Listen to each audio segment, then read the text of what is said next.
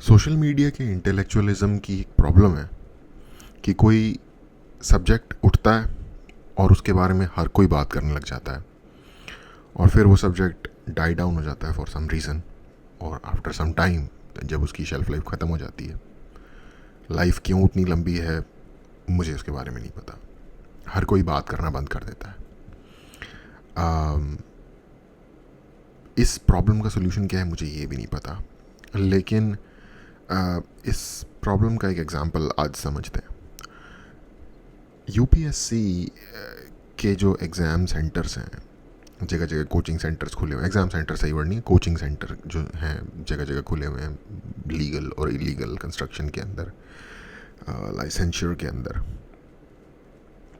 उसके ऊपर बहुत बात हुई अभी पिछले लगभग 2-3 महीने पहले, जब एक बिल्डिंग में पानी भरने की वजह से कुछ स्टूडेंट्स जो तैयारी कर रहे थे यूपीएससी की वो चल बसे। बेसिकली चल बसे एक रिस्पेक्टफुल वर्ड है, बेसिकली सिस्टम के हाथों उनकी डेथ हुई है सही मायने में। बहुत लोगों ने पूरा का पूरा यूट्यूब पे आप देखोगे तो वीडियोस भरी हुई हैं। मैंने भी शायद 1-2 बातें की हूँ, 1-2 वीडियोस मैंने भी उसमें बात की है। बट फिर जैसे ही वो सब्जेक्ट चला जाता है दूसरी कोई नई चीज़ आ जाती है और फिर उस पर बात होनी शुरू हो जाती है। शायद ये सिर्फ सोशल मीडिया की नहीं, शायद ये एक ह्यूमन कंडीशन ही है कि हमारा जो अटेंशन स्पैन है वो बहुत ही थोड़े टाइम के लिए वर्केबल है या फंक्शनल है। तो किसी भी इशू को हम उठाते हैं और फिर when ever that span runs out हम उस इशू को भूल के किसी और नेक्स्ट पॉपुलर चीज़ के बारे में बात करने लग जाते हैं। वो कुछ मूवी हो सकती है या कुछ भी हो सकता है। तो उसी यूपीएससी वाली जो सिचुएशन है उसके बारे में थोड़ी सी मैंने आज बात करनी थी आपको। बहुत सारे बट ये किसी एक्सीडेंट या सरकारी शॉर्ट कमिंग के बारे में बात नहीं है। ये बात है कि यूपीएससी के नाम पे क्या क्या पढ़ाया जा रहा है। एक तो ये है कि जो एक नाम एक सर है जिनका नाम ओझा सर है, वो पढ़ाते हैं। उनके जैसे और विकास देवी कीर्ति जी हैं, ये सब दीक्षा या क्या तो है उनके इंस्टीट्यूशन का नाम, और उनके जैसे ही और पॉपुलर टीचर्स हैं, ये लोग पढ़ाते हैं।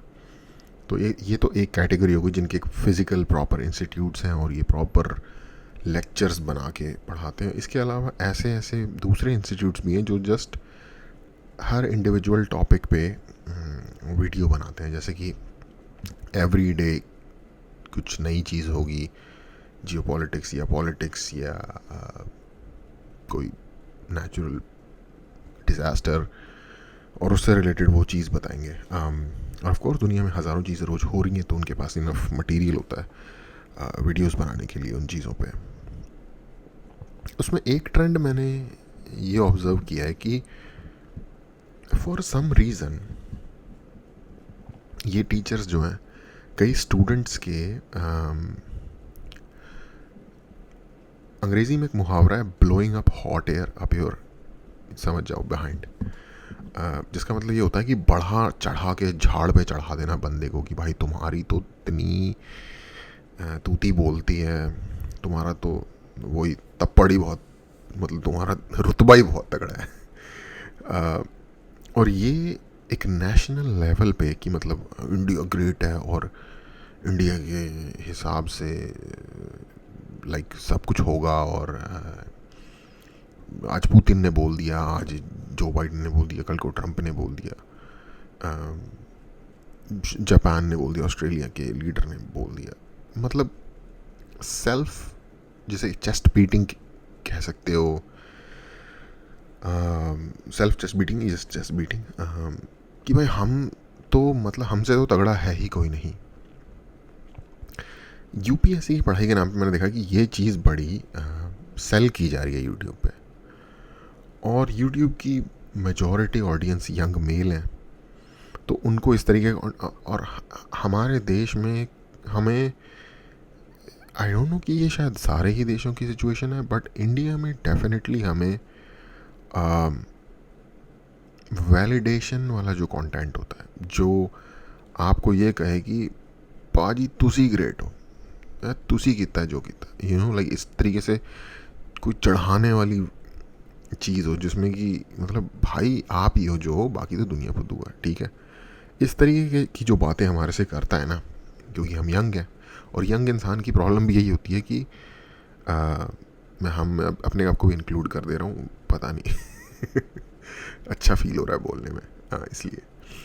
तो यंग इंसान की एक प्रॉब्लम ये होती है कि वो अपने आप को दुनिया का सबसे बुद्धिमान, सबसे बहादुर और सबसे ताकतवर इंसान समझता है, और जो सही मायने में आई मीन एक यंग है, जो सच में फील कर रहा है अपनी जवानी, वो अपने आप को भाई नेक्स्ट एलेक्जेंडर ही सोच रहा होता है बेसिकली, जो व्यक्ति 20 साल का होता है।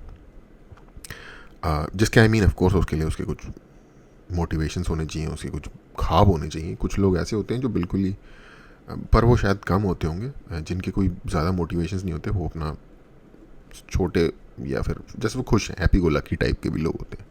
बट एक जनरल यंगस्टर की मैं बात कर रहा हूँ कि 21 साल की उम्र ऐसी होती है जिसमें हर इंसान अपने आप को नेक्स्ट अलेक्जेंडर ही सोच रहा होता है, या जूलियस सीजर या जो भी है, अगर उन्हें पता हो कि वो कौन थे।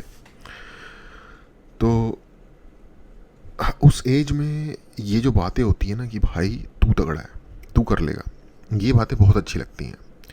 और ये आज के टाइम में जो भी हमारी सिचुएशन है उस हिसाब से हमें ये अपनी कंट्री के हिसाब से कोई कहता है तो हमें बहुत अच्छा लगता है। इसका एक एग्जांपल है कि बॉलीवुड की फिल्मों में, अक्सर मैंने इसके ऊपर पहले ही बात की है कि बॉलीवुड की फिल्मों के ट्रेलर पे और फिल्मों पे और रिएक्ट कर करके बड़े सारे अमेरिकन यूट्यूबर या फिर दूसरी कंट्रीज़ के यूट्यूबर बन गए भाई। मतलब वो खुद सेलिब्रिटी बन गए हमारे मूवीज़ के ट्रेलर्स पे रिएक्ट करके, और उन मूवीज़ के ऊपर रिएक्ट करके, शोज़ के ऊपर रिएक्ट करके। और वो इतना 2 नंबर जॉनरा है यार। देखो, अगर आपको ये लगता है कि हमारे यहाँ ज़्यादा अच्छे लेवल की मूवी मेकिंग और स्टोरी टेलिंग होती है, तो आपने यानी कि फिर बाहर का कुछ ठीक ठाक स्टफ़ देखा ही नहीं है। और मैं हॉलीवुड की भी बात नहीं कर रहा, इन जनरल कभी किसी कोरियन मूवीज़ को देखो, कभी किसी इरानियन मूवी को देखो, फ्रेंच मूवीज़ होती हैं उनको देखो, जर्मन मूवीज़, जो वर्ल्ड सिनेमा है। जापान की एक डायरेक्टर हैं कुरोसावा, पुराने डायरेक्टर हैं, ब्लैक एंड वाइट फिल्में होती थी उनकी एक टेक्निक है कि वो कैमरा को स्टिल एक ही जगह पे रख के शूट करते थे। कैमरा मूव नहीं होता था, कैरेक्टर्स मूव होते थे। जैसे कैमरा पैन आउट नहीं होता था, अब जैसे मैं मूव हो रहा हूँ इस पर, है ना, बट कैमरा स्टेबल है। एक स्टेबल फ्रेम में पूरी मूवी वो बंदा शूट करता था, and he is considered a legend. Simple stories, simple everyday life की, ठीक है।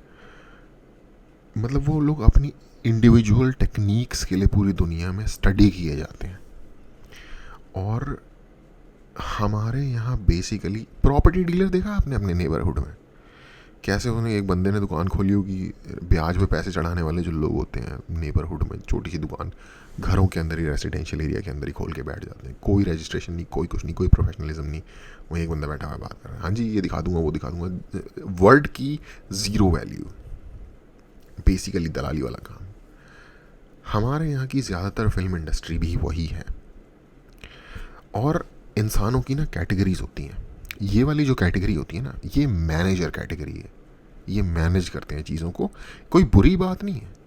एजेंट्स होना, डीलर होना, मैनेजर होना,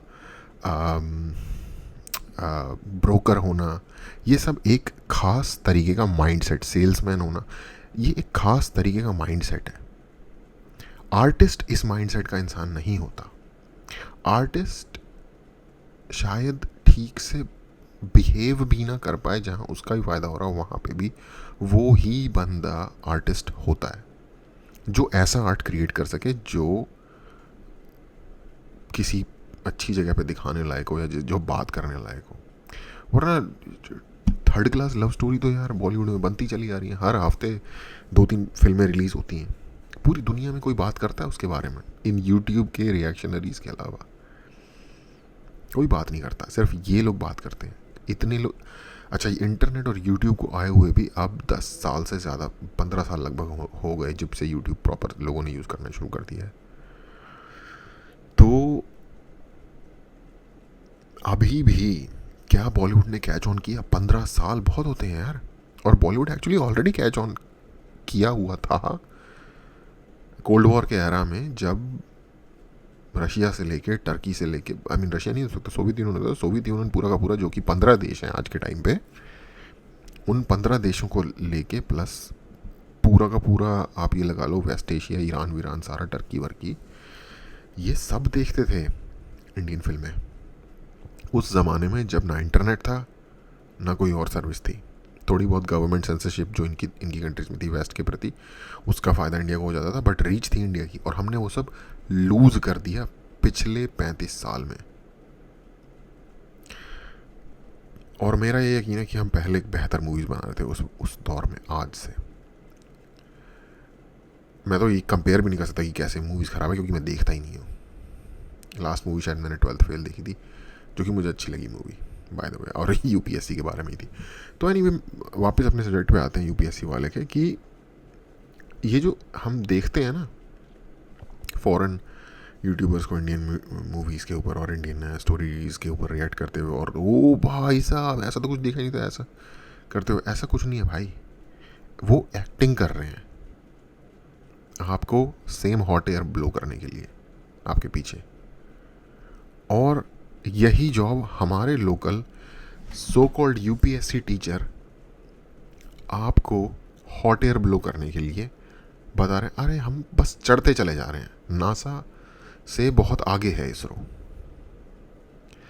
नासा और इसरो की नासा और स्पेस एक्स की कैपेबिलिटीज़ का कोई मुकाबला नहीं है यार, जो कि एक प्राइवेट कंपनी है यूएसए की, जो कि इसरो के बहुत बहुत बहुत बाद स्टार्ट हुई है। मैं ये नहीं कह रहा कि हमारी कंट्री बेकार है या किसी काम की नहीं है या तारीफ के काबिल नहीं है, लेकिन अगर आपको कोई ज़बरदस्ती बढ़ा चढ़ा के बोल रहा है और आपको वो सुनने में मज़ा आ रहा है, तो यानी कि कुछ इंट्रोस्पेक्ट की हमें ज़रूरत है अपने अंदर, क्योंकि ये यूपीएससी की प्रिपरेशन नहीं है। आई डोंट थिंक कि ऐसे क्वेश्चन आते होंगे यूपीएससी में। एक रेटरिक होता है, हमारी जो सरकार है भारत सरकार का एक रेटरिक होगा, समझ रहे हो आप? रेटरिक होता है माइंडसेट आइडियोलॉजी, बेसिकली वो होगी, और वो आपको ऑफ कोर्स शायद फॉलो करना पड़े जब आप अपने आंसर्स दो यूपीएससी में, लिखने में या इंटरव्यू में या जिस भी सिचुएशन में, वो मैं मान सकता हूँ। बट आई डोंट थिंक कि इतना ज़्यादा चेस्ट थम्पिंग किस्म का वो रेटरिक होगा। ऑफ कोर्स वो रेटरिक ये होगा कि आप चाइना के पीएलए को नहीं मैं सोचता हूँ कि चाइना की पीएलए बहुत अच्छी आर्मी है और उन्होंने तिब्बत को आज़ाद करा के बहुत ही अच्छा काम कर दिया, ऐसा नहीं आप सोच सकते, ऐसा आप नहीं कह सकते। आई मीन अगर सोच रहे हो तो वैसे भी आप गलत हो, पहली बात। और अगर आप इस तरीके को, इस चीज़ को लिख के जस्टिफाई भी कर दोगे ना किसी तरीके से कि भाई उन्होंने बहुत प्रोग्रेस की कर दी वहाँ पे टेक्नोलॉजिकली और ओवरऑल इंफ्रास्ट्रक्चर बिल्ड कर दिया, वो कैसे भी करके आप जस्टिफाई कर सकते हो। और अगर आपने लिखा तो डेफिनेटली आपको ये सिरे से ही आपको इसका कुछ नहीं मिलेगा, क्योंकि वो जाता है इंडियन गवर्नमेंट के जो राइटर है उसके अगेंस्ट। अब मे बी यार देखो, वन चाइना पॉलिसी को तो इंडिया अनफॉर्चुनेटली इंडिया की गवर्नमेंट सपोर्ट करती है, तो आई डोंट नो कि ये कितना खिलाफ जाता होगा या कैसे क्या होगा, लेकिन मैं एक एग्जांपल समझाने की कोशिश कर रहा हूँ कि ये इस तरीके की चीज़ें तो बेसिकली जो आइडियोलॉजी है, जो माइंडसेट है या जो रेटरिक है इंडियन गवर्नमेंट का, उसके अगेंस्ट जाएगा।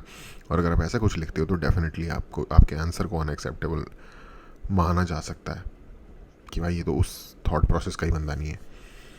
बट वो इतना भी जस्ट थम्पिंग नहीं होगा यार कि हमने ही बस कर दिया कांड।